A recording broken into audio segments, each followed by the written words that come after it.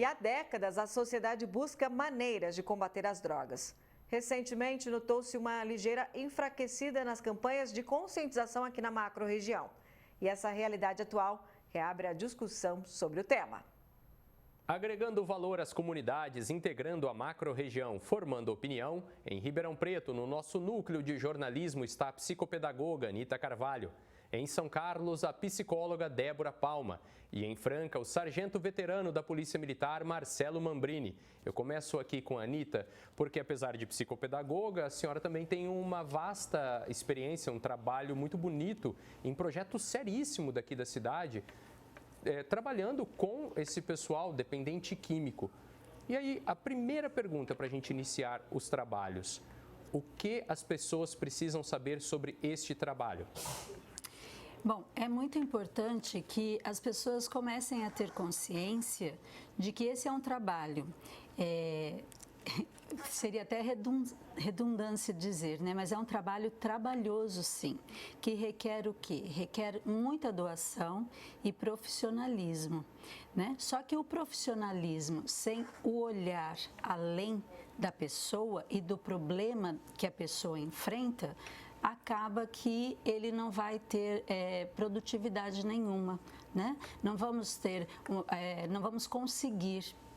Por exemplo, isso que você mencionou, que eu trabalhei com um projeto e ele ainda se mantém em Ribeirão Preto, né, numa casa para dependentes químicos, álcool e drogas, e também desvios de comportamento, é um trabalho longo, é um trabalho em que a gente costuma dizer é um processo, né, onde a pessoa ela vai passar por uma como fosse uma gestação. Então, é um período de 9 meses e eu acredito muito nesse formato de tratamento, porque o tratamento, como eu disse, é um processo e ele necessita deste tempo para que ele possa acontecer e a gente verificar que realmente obteve o sucesso. Então, quando é um tratamento muito rápido, um tratamento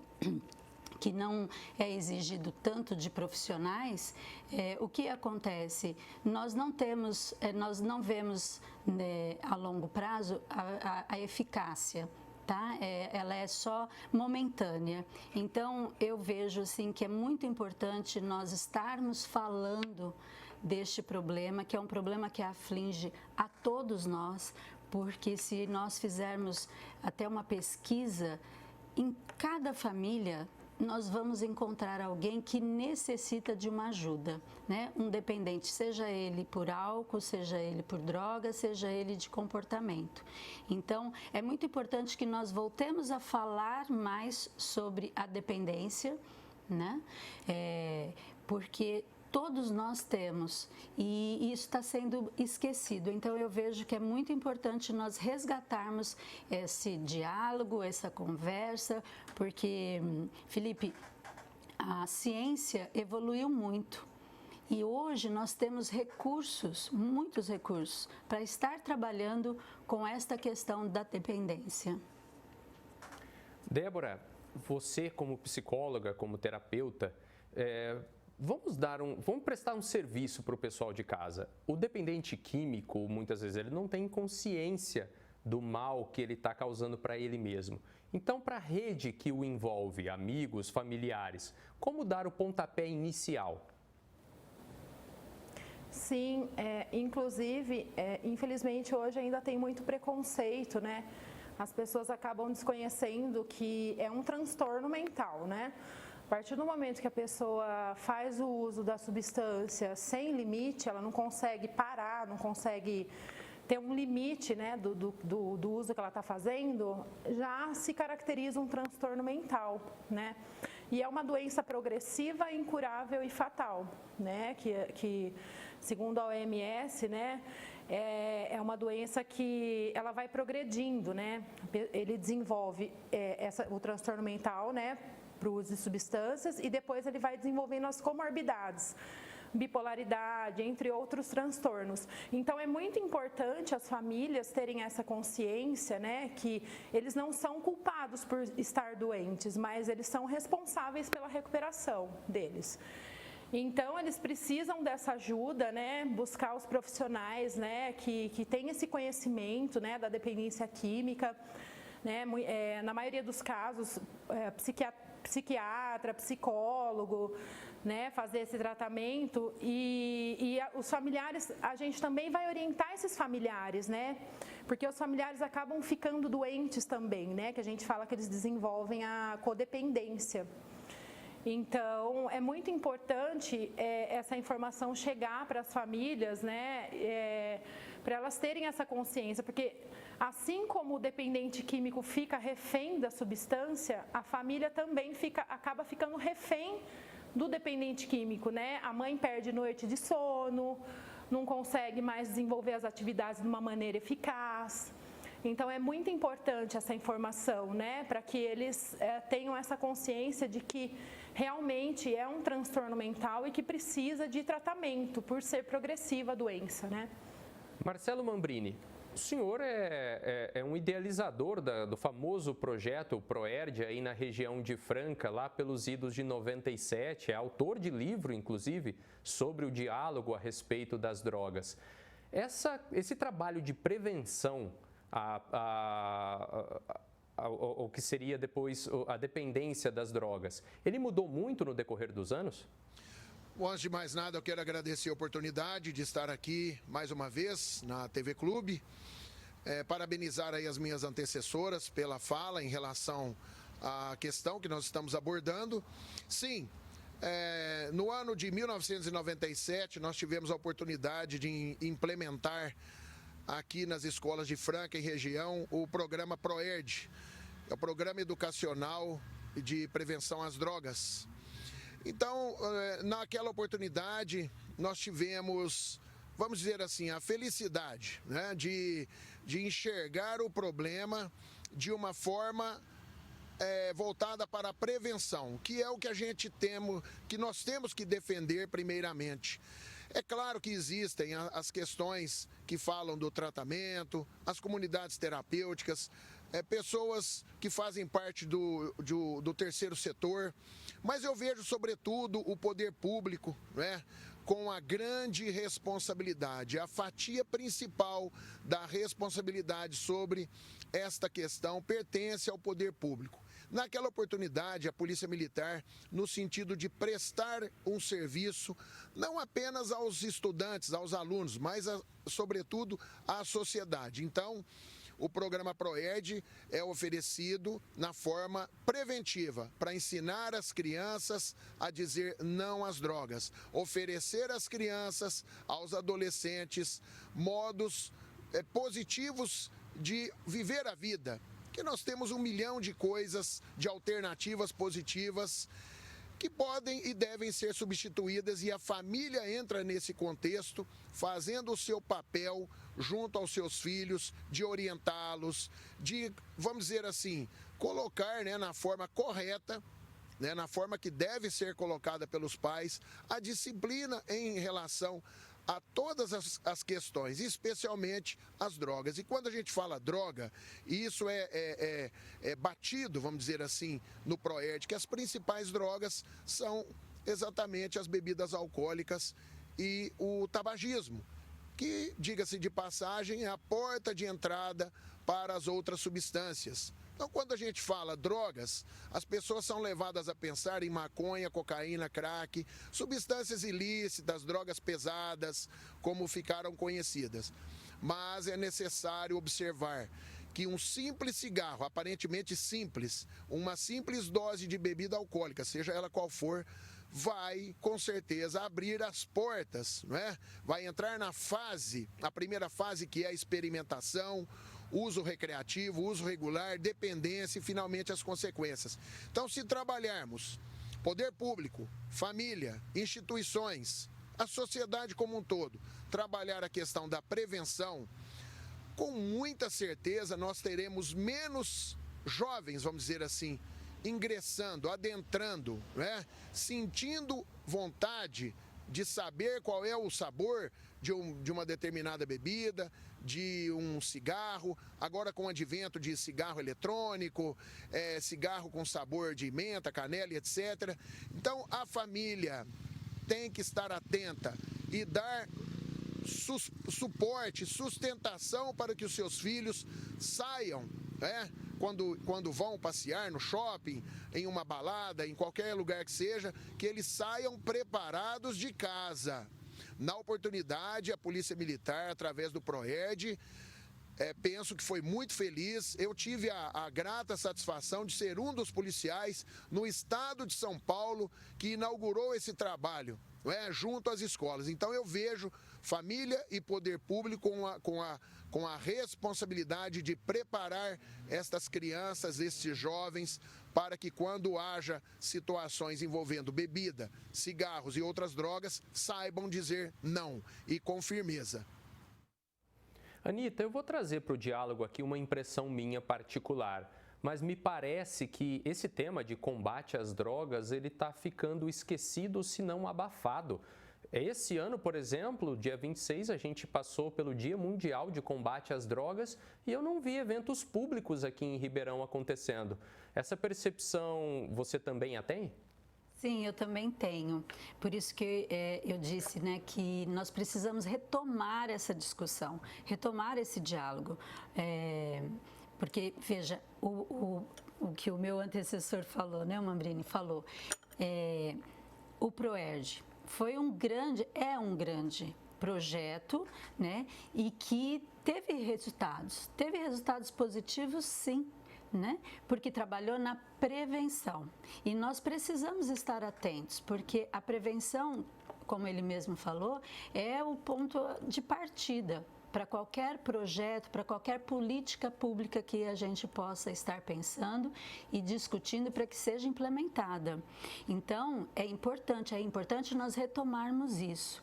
Hoje, essa percepção sua, Felipe, é a minha também e acredito que dos meus colegas aqui que estamos participando desta conversa, porque, veja, é custo, sim, mas o benefício é muito maior quando você começa a desenvolver as discussões, promover as discussões para que hajam políticas públicas realmente eficazes. Agora, o que eu vejo e percebo é que, assim, os profissionais ligados, como os psiquiatras, os psicólogos, os terapeutas, aqueles que podem trazer à luz o problema e discutir, abrir os diálogos para que a gente possa ver qual o caminho tomar e desenvolver tudo isso.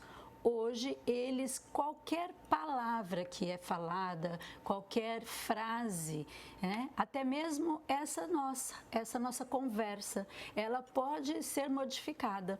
Então, a gente precisa estar muito atento, porque hoje o cancelamento de reputação, ele existe. E ele é muito triste. E eu vejo que é por conta disso que muitos estão deixando de lado esse tema. Perfeito, até pegando uma frase que é sua, Anita?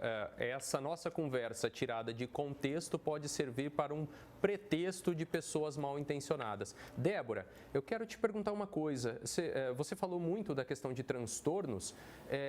Comportamentos também levam a vícios? Sim, hábitos, como a nossa colega falou, o nosso colega também. Se a gente trabalhar em cima da prevenção, já é muito mais fácil detectar os comportamentos, Hábitos, pessoas e lugares levam muito ao uso, ao vício. Então, essas drogas, como o colega disse, tabaco, nicotina, e o álcool são as drogas lícitas mais perigosas que nós temos hoje. Perdão. E que, infelizmente, está aí de livre acesso, para os jovens, atualmente, e que precisa ter essa prevenção, essa conscientização, da população para que mas é só um golinho, não adianta, é uma porta para que vá para outras drogas ilícitas, Então, esse trabalho de prevenção é muito importante, essa conscientização, esses projetos sociais, né? Para que, até né, esse projeto na escola é muito interessante, para que não ocorra, né, essa facilidade, né, esse livre acesso, né, a essas substâncias, né? E que as pessoas tenham conhecimento realmente do que é a doença, do que é a dependência química, né? Muitas pessoas não têm essa consciência de que se trata de uma doença, né? E que é muito perigoso, né? Que ela é progressiva, enfim. Então, é bem como a colega disse, né? A gente não pode esquecer esse tema. Ele tem que ser, né, debatido para que as pessoas tenham consciência, né? Que realmente é algo que não pode ser esquecido. Marcelo, as drogas, elas começam como um problema particular. O duro é quando elas se transformam aí depois na dependência e ela, quando acarreta no levar a pessoa a ficar em situação de rua, como a gente vê acontecendo muito em Ribeirão Preto e Franca, por exemplo, ali já não é mais um problema particular, aí é um problema público coletivo, não é mesmo? Felipe, eu quero aqui fazer menção, mais uma vez, a clube, por abrir espaço, né, a esse debate tão importante. Eu gostaria muito que as autoridades, as pessoas que fazem parte das gestões públicas, né, do poder público, quando a gente fala poder público, é poder na mais bela acepção da palavra. Eu gostaria muito que tivesse eco aqui a entrevista, né, que nós estamos oferecendo, mas que, sobretudo, a clube está oportunizando para as pessoas, para a sociedade. A Anitta e Débora, né, as que fazem aqui conjunto conosco, né, nesse bate-papo. Então, quero te dizer o seguinte, nós, infelizmente, nós temos aqui na cidade de Franca, eu quero falar sobre Franca, porque quando você mencionou aí no início da sua segunda fala em relação ao dia 26 de junho, que é o Dia Mundial de Luta contra as Drogas, né, mencionando que não foi visto nada sendo feito em Ribeirão Preto, eu quero te falar que 2 anos atrás eu fiz voluntariamente um pequeno stand de frente ali ao teatro, aí em Ribeirão Preto. Eu fui inclusive entrevistado pela TV Clube na oportunidade. Pode puxar no YouTube aí, nos arquivos de vocês, que vocês vão encontrar esse stand que eu fiz, muito simples, mas que, enfim, no sentido de chamar a atenção. Eu sou um policial militar que internalizou o conceito da proteção integral às nossas crianças e aos nossos adolescentes. Eu defendo também, sou um defensor ferrenho de projetos educacionais junto às escolas. Eu vejo a escola, Felipe, como quase que, eu não diria mais, né? Porque a família é a base, a família é o alicerce, nada pode substituir a família. Mas, infelizmente, isso eu falo pela minha experiência como conselheiro tutelar também, tive a oportunidade de ser conselheiro tutelar por muitos anos e tive contato com a realidade do portão para dentro, né? Toda sorte de abusos, toda sorte de violação, de violências contra crianças e adolescentes, famílias desagregadas em face do uso do álcool, o próprio cigarro dando abertura a outros tipos de substância, dentre elas a maconha. Então eu vejo que trabalhar na prevenção é o ideal, é o que nós, como disse uma antecessora minha aí, muitas vezes o poder público olha e enxerga o custo, enxerga valor, enxerga que aquele investimento é caro, mas não é, isso não pode ser visto como custo, isso é investimento. Levar projetos educacionais para escolas, não é? Sair um pouco da grade curricular e dizer, escolas, vamos fazer projetos educacionais. Nós tivemos aí, não só o 26 de junho, Franca não teve absolutamente nada, absolutamente nada. Eu fui até a Câmara Municipal fazer uma palestra sobre prevenção de drogas, com transmissão simultânea pela TV Câmara e pelo YouTube, e não vi outras coisas. Não vi aqui na região, na nossa macro região da Alta Mogiana, salvo em alguma cidade, parece que Matão teve alguma coisa em praça pública, nada mais, né? Então é lamentável quando o poder público está deitado em berço esplêndido, vendo a banda passar, e eu falo isso por franca. Eu falo cortando na carne, eu falo com tristeza. Eu não estou aqui acusando se o prefeito está trabalhando bem ou não, não é isso. Estou dizendo que o poder público deve, não é nem um favor o poder público implementar projetos educacionais, é obrigação, tá certo? E aí a gente vai ver isso no futuro, como moradores de rua, o que está acontecendo aqui na nossa cidade, infelizmente. Participaram do Jornal da Clube deste sábado, em Ribeirão Preto, a psicopedagoga Anita Carvalho. Em São Carlos, a psicóloga Débora Palma. E em Franca, o sargento veterano da Polícia Militar, Marcelo Mambrini. A todos o nosso muito obrigado.